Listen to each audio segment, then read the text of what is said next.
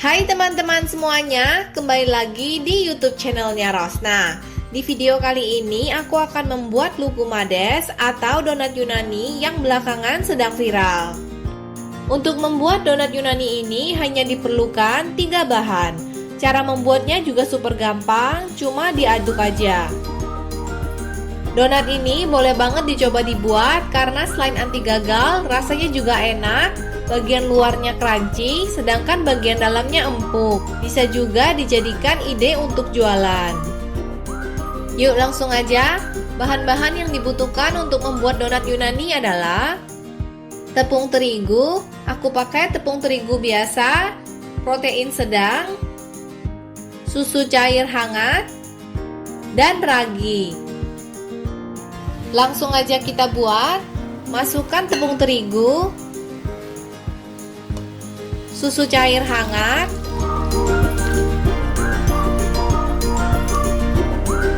dan ragi. Aduk perlahan-lahan hingga semuanya tercampur rata. Jadi cukup diaduk aja seperti ini, nggak perlu pakai mixer. Setelah adonannya tercampur rata, ambil spatula untuk membersihkan sisa adonan yang masih menempel di wadah. Aduk lagi sebentar hingga semuanya benar-benar tercampur rata. Kalau adonannya sudah tercampur rata, tekstur adonannya agak lengket seperti ini. Jadi teksturnya memang agak berbeda dari donat biasanya. Kemudian tutup wadah dengan plastik wrap untuk mengaktifkan raginya. Biarkan selama 1 jam. Nanti 1 jam kemudian adonan akan mengembang menjadi 2 kali lipat. Kira-kira seperti ini. Kempeskan adonannya.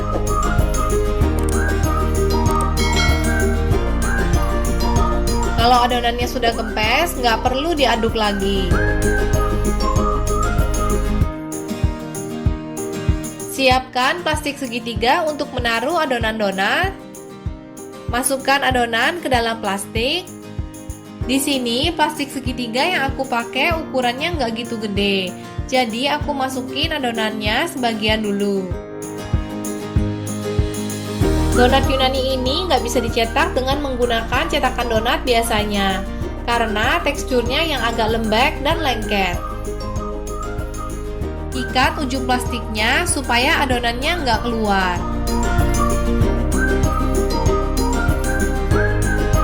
Selanjutnya, siapkan dan panaskan minyak untuk menggoreng di dalam panci.